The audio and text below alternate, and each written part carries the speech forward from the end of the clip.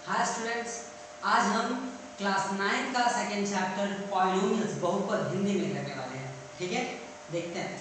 हमारा क्लास 9 का second chapter है बहुपद पॉलिनोमियल। इस चैप्टर में जो हमें मेनली टॉपिक डिस्कशन करना है वो मेनली 3 टॉपिक है ना। इस चैप्टर में बहुपद में आइए पढ़ते हैं।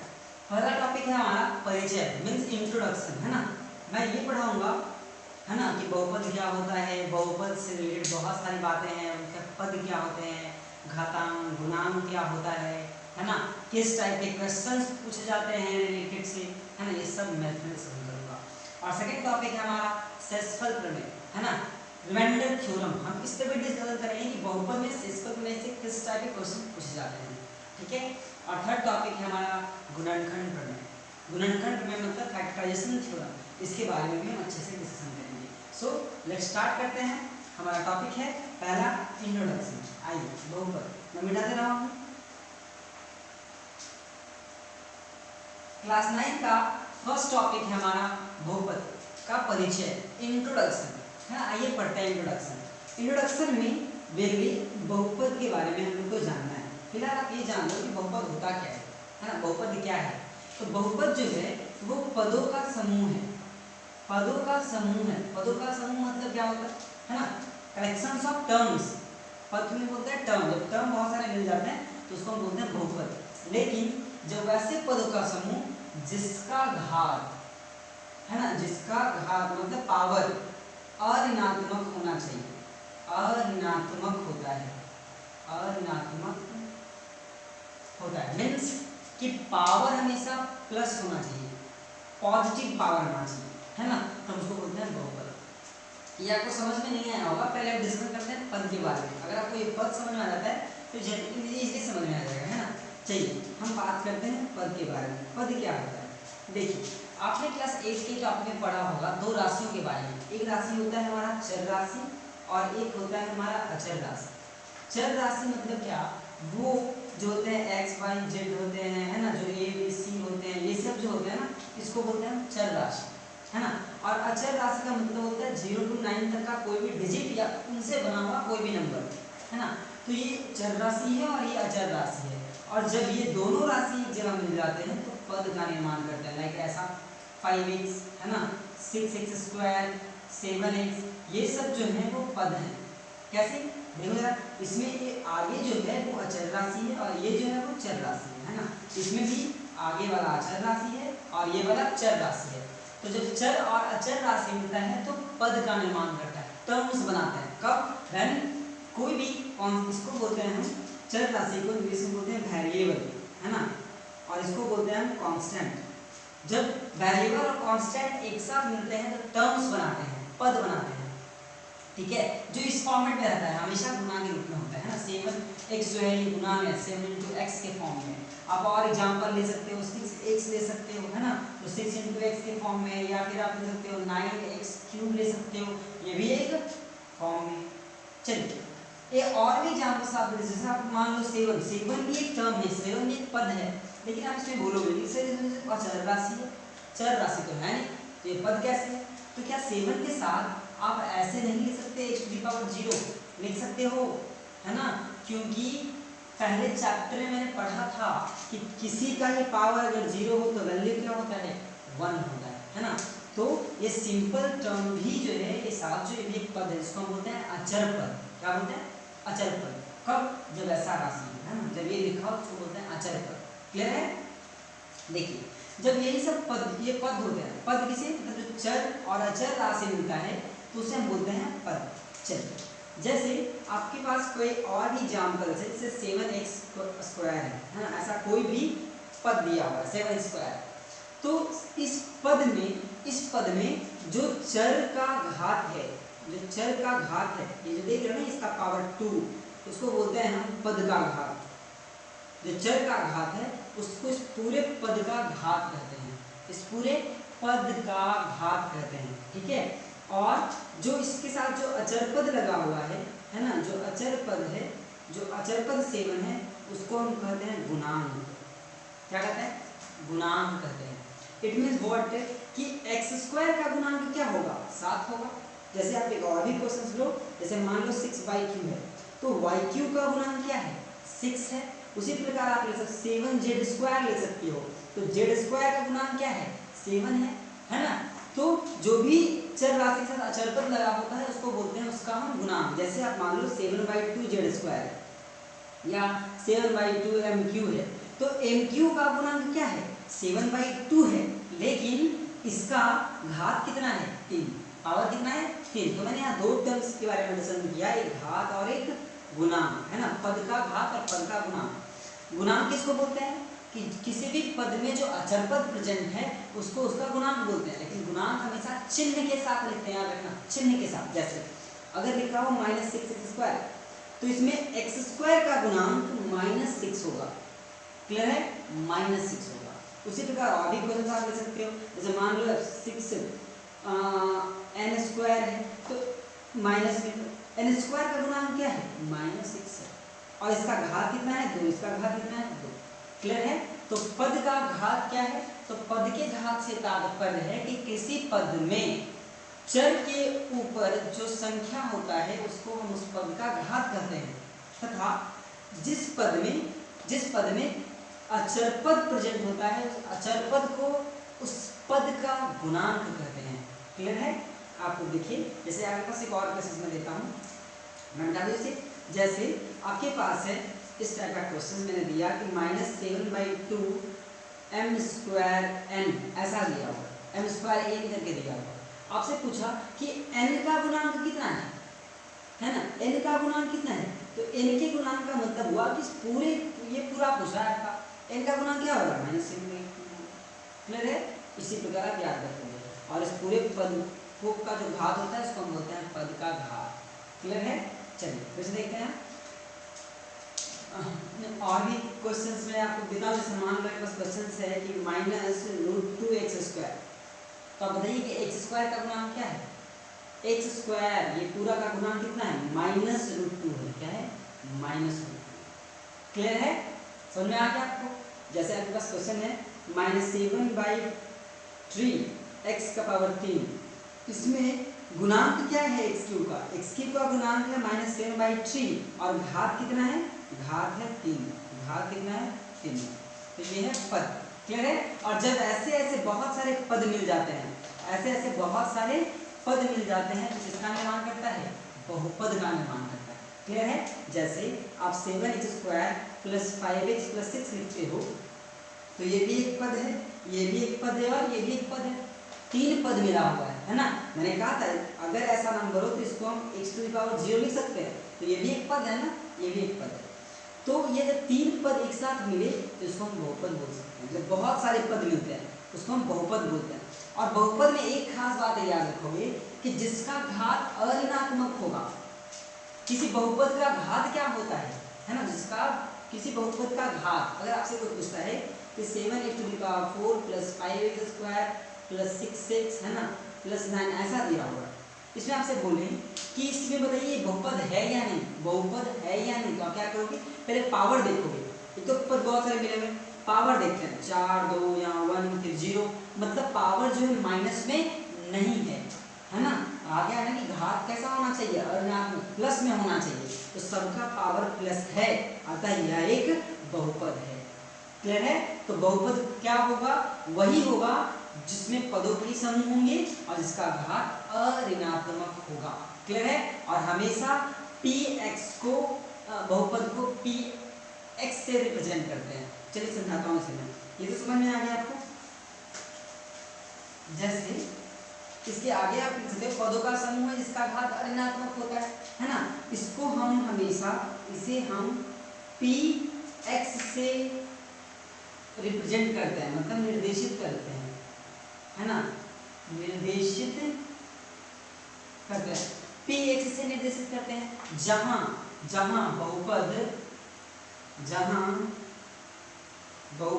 x चर में हो, मतलब क्या कि अगर px है यहाँ पे, इसका मतलब बहुपद है वो इस फॉर्म में है, n(x⁴n + n - 1 x⁴n - 1 +...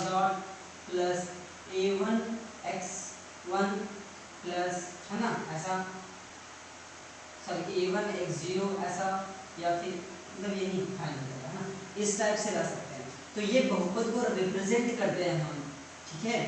तो बहुपद को px से रिप्रेजेंट करते हैं, इसका मतलब बहुपद है वो x चर में है, x रिप्रेजेंट कर रहा है, क्लियर है। तो ये हो गया। अगर यहाँ पे होता py, अगर यहाँ होता py, तो जो भी बहुपद बनता उसमें चर कौन सा होता, y होता, क्लियर है।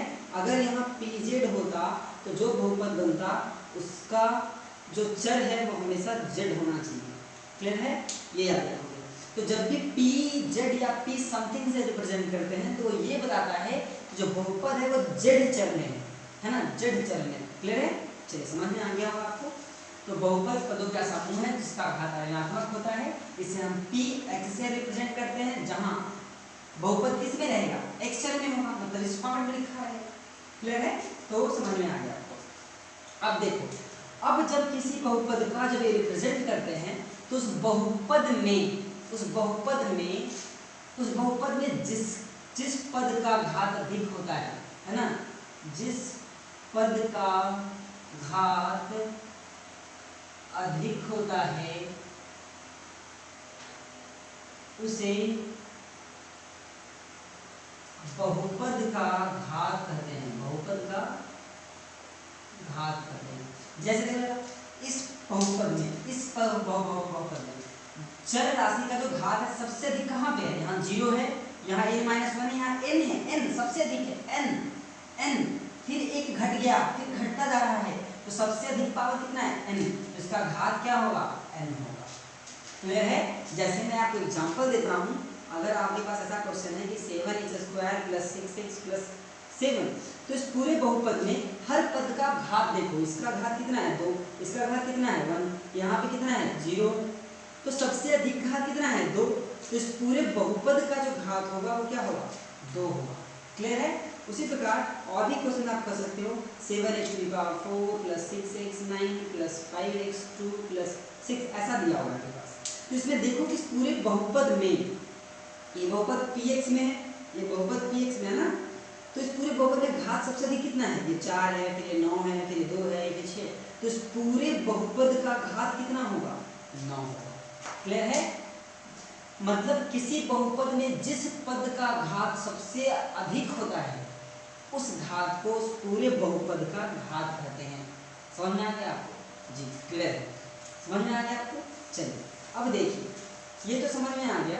आगे हम बातें करते हैं, जैसे इस बहुपद को लिखा गया तो इसका मानक रूप होता है, बहुपद का मानक रूप क्या होता है, मानक रूप। मानक रूप का मतलब होता है standard form, standard form of polynomial क्या होता है। तो किसी भी बहुपद का मानक रूप उस रूप को कहते हैं जब पदों को घात के आधार पर, मानक रूप का मतलब क्या, कि जब px बहुपद के पदों को घात के आधार पर आरोही या अवरोही क्रम में सजाया जाए। मतलब क्या, बहुपद का स्टैंडर्ड फॉर्म उसको बोलते हैं जब उसके सभी पदों को घात के आधार पर, मतलब जिसका घात अधिक होगा जिसका घात कम होगा, तो घात के आधार पर आरोही या अवरोही क्रम में, मतलब घात को बढ़ते क्रम में या घात को घटते क्रम में सजा दें, तो उस फॉर्म को हम बहुपद का मानक रूप कहते हैं, स्टैंडर्ड फॉर्म कहते हैं। जैसे इसमें देखिए आप, पावर जो है n-1 फिर घटता जा रहा है 0 पे आ गया, मतलब ये जो है घटते क्रम में है, ये अवरोही क्रम में घात के आधार पे है ना। जैसे आपके पास एक और एग्जांपल देता हूँ, ये सजाया हुआ आपके पास 7x⁴ + 2x + 6, देखिए जरा, पावर 2 फिर 1 फिर 0 है ना, पावर क्या हो रहा है, घटते जा रहा है, तो ये एक अवरोही क्रम में है, तो ये बहुपद का मानक रूप कहलाएगा। समझ में आ गया, ठीक है। चलिए ये था इंट्रोडक्शन, और भी बातें करते हैं इसमें, चलिए देखते हैं। मिटा दूं इसको, मैं मिटा दूं, इधर मैं मिटा रहा हूं। देखिए और भी क्वेश्चन आपको देता हूँ, जैसे मेरे पास क्वेश्चन है कि 7x⁴ + 6x⁹ + 6x² + 4, तो ये बहुपद का मानक रूप में है या नहीं। देखो नहीं है, कैसे नहीं है, कि पावर 4 है फिर 9 है फिर 2 अलग अलग है, तो आप इसको मानक रूप में लिख सकते हो। कैसे लिख सकते हो, 6x⁴ तो 7x की पावर 4 6x2 + 4। अब ये मानक रूप में आ गया और किस क्रम में आया है? अवरोही क्रम में। आप इसको आरोही क्रम में भी लिख सकते हो, मतलब 4 + 6x² 7x4 6x9। मतलब या तो हम इसको घटते क्रम में लिख सकते हैं या हम इसको बढ़ते क्रम में लिख सकते हैं। क्लियर है? किसके आधार पर? घात के आधार पर। तो किसी बहुपद को पदों के घात के आधार पर आरोही या अवरोही क्रम में सजाया जाए तो हम उसे बहुपद का मानक रूप कहते हैं, स्टैंडर्ड फॉर्म कहते हैं। क्लियर है? चलिए ठीक है, आगे चलते हैं। हमारा नेक्स्ट टॉपिक है बहुपद का वर्गीकरण, कि बहुपद को बांटा कितने प्रकार में गया है ना। देखिए बहुपद का वर्गीकरण दो आधार पर हम पढ़ेंगे। कितने आधार पढ़ेंगे? दो आधार पर। एक पढ़ेंगे हम पद के आधार पर, मतलब क्या? टर्म्स के आधार पर, और एक पढ़ेंगे हम घात के आधार पर, है ना, घात के आधार। चलिए देखिए, पद के आधार पर पहला होता है एक पदी बहुपद। एक पदी बहुपद। एक पदी बहुपद का मतलब हो गया कि जिसमें नंबर ऑफ टर्म्स कितना होना चाहिए? एक। जैसे अब कोई बहुपद दिया हुआ है px 6x², तो इसमें पद कितना है? एक, तो ये कहलाएगा एक पदी बहुपद। अगर आपके पास है 7x2 तो ये भी एक पद। अगर आपके पास हो 6x9 तो इसमें भी एक ही पद है, तो ये भी क्या कहलाएगा? एक पदी बहुपद। मतलब जिसमें एक पद हो वो एक पदी बहुपद कहलाएगा। क्लियर है? फिर दूसरा होता है द्विपदी। द्विपदी बहुपद, इसका मतलब है कितने पद होने चाहिए? दो। जैसे आपके पास px है 7x² + 6x, ये दो पद है। अगर आपके पास है 6x² + 7x तो इसमें भी दो पद हैं, है ना। या आपके पास हो 6x² + 6, इसमें भी दो पद हैं। जितने भी क्वेश्चंस आते हैं इस तरह में, ये दो पद हैं, तो वो कौन सा पद कहलाएगा? द्विपदी बहुपद कहलाएगा। उसी प्रकार त्रिपदी, मतलब इसमें कितने पद होने चाहिए? तीन पद। अगर कोई px है तो इसमें 3x² + 6x + 9, कितने पद आ गए? तीन पद आ गए, है ना। तो उसको बोलते हैं त्रिपदी बहुपद। उसी प्रकार अगर चार रहेंगे तो चतुर्पदी, पांच रहेंगे पंचपदी, और उससे बढ़ता है तो हम उसको जनरली बहुपद कहते हैं। बहुपद। बहुपद क्या हो गया? बहुपद का मतलब हो गया कि जब किसी बहुपद में पदों की संख्या दो या दो से अधिक हो, है ना, तो उसे हम बहुपद कहते हैं। मतलब पदों की संख्या अधिक होगी, है ना, 3 से अधिक 4 हो सकती है, 5 6 7 कुछ भी हो सकता है, जिसे हम बहुपद कहते हैं। लेकिन इसका घात कभी भी ऋणात्मक नहीं होना चाहिए। मतलब क्या होना चाहिए? धनात्मक होना चाहिए, प्लस होना चाहिए। तो इस प्रकार पदों के आधार पर बहुपद के प्रकार हैं, एक पदी, द्विपदी, त्रिपदी और बहुपदी, इस तरह से। क्लियर है? चलिए अब पढ़ते हैं घात के आधार पर। घात के आधार पर पहला होता है रैखिक बहुपद। रैखिक बहुपद। रैखिक बहुपद का मतलब हुआ कि घात की संख्या कितनी होगी? एक होगी। अगर घात की संख्या एक है तो इसको हम मानक रूप में लिखते हैं ax + b का फॉर्मेट। क्या? ax + b का फॉर्मेट, जहां a कभी भी जीरो नहीं होगा। मतलब a कभी भी जीरो नहीं होना चाहिए। ये रैखिक बहुपद है। जैसे आप एग्जाम्पल ले सकते हो, क्या? 7x + 6। देखो ये पावर कितना है? 1 है। सबसे अधिक पावर इस बहुपद कितना है? 1। जिसे हम रैखिक बहुपद बोलते हैं। क्या बोलते हैं? रैखिक बहुपद। अगर आपके पास और भी है, 6x है तो ये भी है, तो ये पावर कितना है? 1, है ना, जिसमें a का पावर 0 नहीं होना। अगर ये 0 हो जाएगा तो पद तो रहेगा नहीं, है ना। इसीलिए इसका मानक रूप है ax + b। मतलब रैखिक बहुपद उस बहुपद को कहते हैं जिसमें अधिकतम घात की संख्या 1 होनी चाहिए। क्लियर है? तो वो रैखिक बहुपद कहलाता है। दूसरा है हमारा द्विघाती बहुपद। क्या होता है? द्विघाती बहुपद। द्विघाती बहुपद का मतलब है कि जिसमें अधिकतम घात की संख्या कितनी होनी चाहिए? 2 होनी चाहिए, है ना। अधिकतम घात की संख्या कितनी होनी चाहिए? 2 होनी चाहिए। आप एग्जाम्पल ले सकते हो 2x² + 6 का पावर कितना है? अधिकतम पावर कितना है? 2 है ना, 2 है। उसी प्रकार आप सकते हो 5x² + 6x + 2, अधिकतम पावर कितना है? 2 है। या आप ले सकते हो 6x², ये भी एक बहुपद है द्विघाती, क्योंकि अधिकतम घात की संख्या कितनी है? 2। तो वे सभी बहुपद द्विघाती हैं जिसमें अधिकतम घात की संख्या 2 होती है। ठीक है। उसके बाद हमारा है त्रिघाती बहुपद। क्या होता है? त्रिघाती बहुपद। त्रिघाती बहुपद का मतलब हुआ कि अधिकतम घात की संख्या कितनी होनी चाहिए? 3 होनी चाहिए। आप एग्जाम्पल ले सकते हो 7x³ + 4x² + 6x + 2, पावर अधिकतम कितना है? 3 है ना। समझ में आ गया आपको? ये इसका स्टैंडर्ड फॉर्म आप ऐसे लिख सकते हो पी एक्स का ax³ plus bx² plus cx plus d, ये इसका स्टैंडर्ड फॉर्म है। इस टाइप में लिखा जा सकता है ना। द्विघाती बहुपद का भी स्टैंडर्ड फॉर्म आप लिख सकते हो। कैसे लिख सकते हो आप? px बराबर ax² plus bx plus c, ये हो गया हमारा स्टैंडर्ड फॉर्म किसका? द्विघाती का। मानक रूप हो गया। त्रिघाती का मानक रूप क्या हो गया? ax³ plus bx² plus cx plus d। अधिकतम घात संख्या कितनी होनी चाहिए? 3 होनी चाहिए, जिसमें इसमें भी एक कभी भी 0 नहीं होगा और इसमें भी एक कभी भी 0 नहीं होगा। ये मतलब वैल्यू 0 नहीं होना चाहिए। आप एग्जाम्पल फिर से ले सकते हो। अगर आपको दिया है 7/3x³ plus 4x² plus 6x plus 4, इस टाइप से क्लियर है। तो ये त्रिघाती होगा। उसी प्रकार आगे जाएंगे तो चतुर्घाती, पंचघाती बहुत सारे होते हैं, लेकिन हमें क्लास 9 10 तक कितना पढ़ना है? त्रिघाती ही पढ़ना है। फिर क्लास 11 में इसके आगे हम पढ़ेंगे। क्लियर है। चलिए, बहुपद के वर्गीकरण था पद के आधार पर और घात के आधार पर। चलिए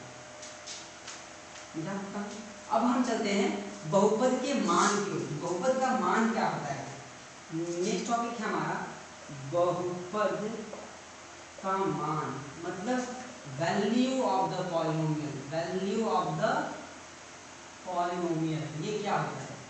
मान लो कि कोई बहुपद px है। यदि px बहुपद है ना, यदि px बहुपद है या px बहुपद चर x में है, x में है, तो x की जगह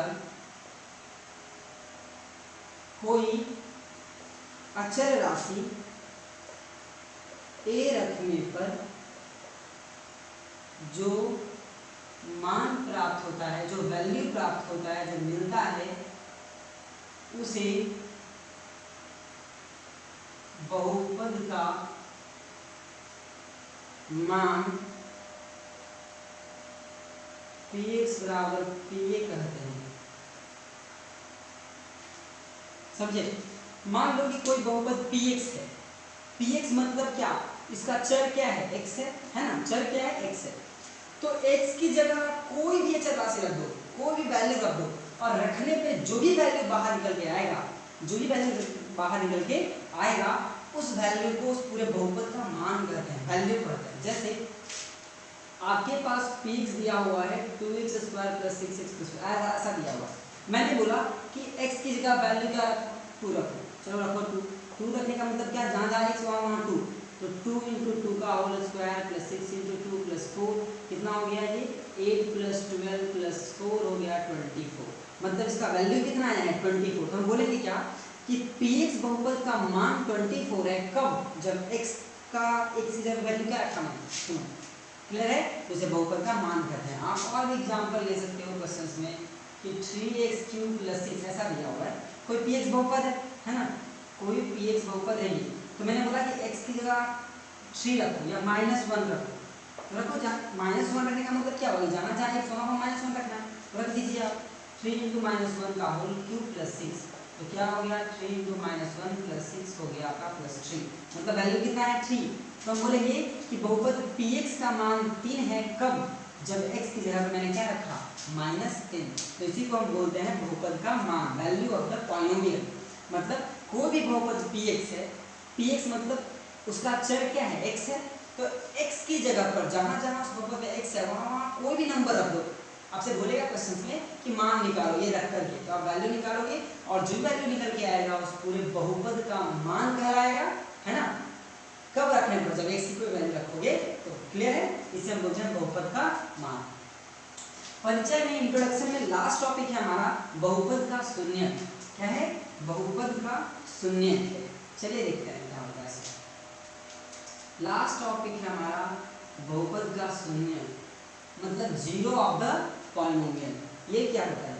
तो मान लीजिए कि यदि px बहुपद है ना, यदि px बहुपद चर x में है, चर x में है, तो x की जगह कोई वास्तविक संख्या a रखने पर बहुपद का मान 0 हो जाए तो a को बहुपद px का शून्य कहते हैं। मतलब क्या कि कोई भी बहुपद px मतलब किसमें रहेगा, चर में किसमें रहेगा, तो x की जगह पर कोई वास्तविक संख्या रियल नंबर रख दे, कोई भी नंबर रख दिया और रखने पे अगर पूरे बहुपद का मान शून्य आ जाए तो जो नंबर आपने x की जगह रखा था, है ना, जो आपने x की जगह पे रखा था उसे उस बहुपद का हम शून्य कहते हैं। मतलब क्या, सीधी सी बात है कि यदि कोई बहुपद px है तो x की जगह पर क्या रख दें कि उस पूरे बहुपद का वैल्यू मान क्या आ जाए, शून्य आ जाए। जैसे आपके पास मैं क्वेश्चन देता हूँ, आपके पास क्वेश्चन है 2x² माइनस 8 का, है ना, कोई बहुपद px दिया हुआ है ये, इसकी जगह पर मान लो मैंने वैल्यू रखा 2, तो 2 रखने पे मतलब जहाँ जहाँ x है वहाँ क्या रखोगे, 2 रखोगे आप, तो 8 माइनस 8 क्या आ गया, 0 आ गया। मतलब इस पूरे बहुपद में जब मैंने x की जगह 2 रखा तो इस पूरे बहुपद का मान कितना आया, शून्य आया। तो इस 2 को इस बहुपद px का एक शून्यक कहेंगे, क्या कहेंगे, शून्यक कहेंगे। 2 रखने वैल्यू 0। और भी आप क्वेश्चन कर सकते हो, जैसे कि बस क्वेश्चन है 3x माइनस 9 ऐसा दिया हुआ है ना, या 3x प्लस 9 ऐसा दिया हुआ है, तो इसमें आप x की जगह क्या रख दो कि इस पूरे का शून्य आ जाए। तो मान लो कि p की जगह -3 रखा मैंने, तो जहाँ जहाँ -3 प्लस 9 रखेंगे तो -9 प्लस 9 क्या आ गया, 0। मतलब इस पूरे बहुपद का मान क्या आया, शून्य। कब आया, जब -3 रखा मैंने x की जगह, इसका मतलब -3 को इस पूरे बहुपद का हम एक शून्यक कहेंगे। क्लियर है। तो ये हमारा लास्ट टॉपिक था इंट्रोडक्शन से। अब देखते हैं कि किस टाइप के क्वेश्चंस इस इंट्रोडक्शन से पूछे जाते हैं। जैसे आपके पास क्वेश्चंस है इस टाइप का, पहला जो क्वेश्चन पूछता है वो ये पूछता है कि बताइए कि ये बहुपद है या नहीं। जैसे कि बस क्वेश्चन है कि √2x² + 6x + 1/4 ये एक शून्यक है, एक बहुपद है या नहीं। पहला क्वेश्चन था, क्वेश्चन था कि बहुपद है। मैंने क्या कहा, बहुपद क्या होता है, बहुपद पदों का समूह जिसमें घात अऋणात्मक होना चाहिए। अब देखते हैं, तो बहुपद है, यहाँ भी x है, यहाँ x यहाँ नहीं है, मतलब यहाँ एक 0 है। अब देखते हैं पावर, घात देखते हैं कि घात है कि नहीं, इसमें घात 2 है, इसमें 1 है, इसमें 0 है, मतलब अऋणात्मक नहीं है, इसका मतलब ये बहुपद है। क्लियर है। जैसे एक और क्वेश्चन है y² + 1/y, ऐसा क्वेश्चन है। अब ये पता करना है कि बहुपद है या नहीं, तो कैसे पता करेंगे, इसका जनरली घात देखेंगे। क्या देखेंगे, घात। तो देखते हैं इसमें y2 है लेकिन यहाँ y1 नीचे में है, तो इसको ऊपर जाना बहुत जरूरी है ना, क्योंकि मेरा स्टैंडर्ड फॉर्म क्या कहता है कि हमारा स्टैंडर्ड फॉर्म इस टाइप का होना चाहिए, लेकिन इस टाइप में नहीं है। मतलब जो चर राशि है वो सब ऊपर आना चाहिए, लेकिन ये नीचे में है, तो चर को तो ऊपर ले जाना पड़ेगा ना।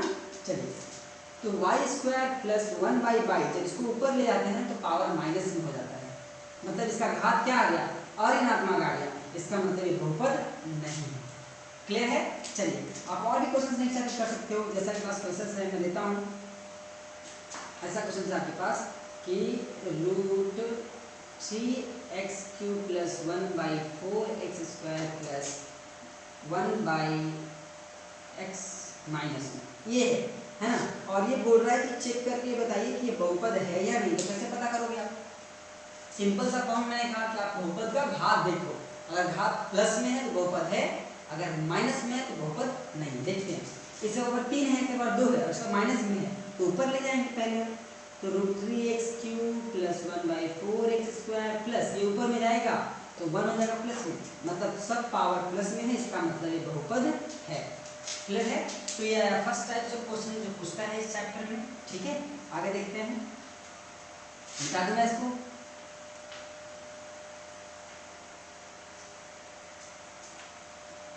जैसे नेक्स्ट क्वेश्चन है हमारा कि कोई बहुपद px दिया हुआ है x² - 5x + 4, ऐसा कोई क्वेश्चन है।